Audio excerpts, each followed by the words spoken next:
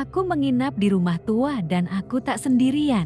Aku selalu meremehkan cerita tentang hantu. Semua itu terasa seperti dongeng belaka. Namun, semua itu berubah ketika Raka menantangku menginap semalam di rumah tua peninggalan Belanda di pinggir kota. Cuma semalam, kalau berani, katanya, tanpa ragu.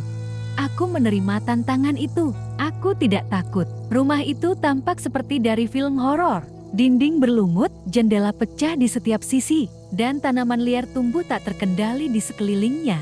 Begitu memasuki rumah, hawa dingin langsung terasa.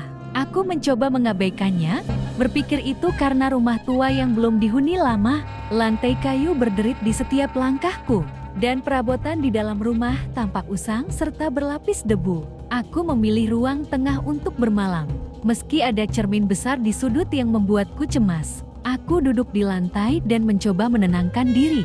Jam menunjukkan pukul 11 malam ketika aku mendengar sesuatu yang aneh. Dari lantai atas, terdengar langkah kaki yang berat, seakan ada seseorang berjalan di koridor gelap. "Raka," seruku, berusaha meyakinkan diri bahwa itu hanya suara angin. Tapi aku tahu, Raka menungguku di luar, di mobilnya.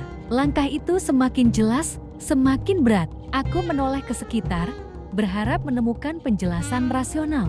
Namun tak ada siapa-siapa. Saat menatap cermin di sudut, mataku membelalak. Ada bayangan seseorang di belakangku, tinggi, kurus, dengan kepala miring. Matanya hitam legam, menatapku tajam. Aku menoleh, dan ruangan itu kosong. Namun saat aku kembali melihat cermin, bayangan itu semakin dekat, dan senyumnya mulai terlihat. Tiba-tiba, cermin bergetar hebat, seperti ada sesuatu yang berusaha keluar. Udara semakin dingin, dan langkah kaki yang tadi terdengar dari lantai atas, kini berpindah ke tangga. Dalam ketakutan, aku berlari menuju pintu depan. Tapi pintu itu tak bisa dibuka. Aku memukul pintu, namun tak ada yang terjadi. Tiba-tiba, suara bisikan pelan terdengar di telingaku. "Pergilah, sebelum terlambat." Panik, aku berbalik. Di depan mata, sosok itu kini berdiri tepat di hadapanku. Wajahnya pucat, mulutnya terbuka lebar tanpa suara. Ia bergerak cepat menuju arahku. Tanpa sadar, aku jatuh pingsan. Saat aku terbangun, sinar matahari pagi sudah masuk. Aku masih terbaring di lantai ruang tengah, dan pintu yang sebelumnya terkunci kini terbuka lebar. Dengan tubuh lemas, aku keluar dari rumah itu. Raka menunggu di halaman.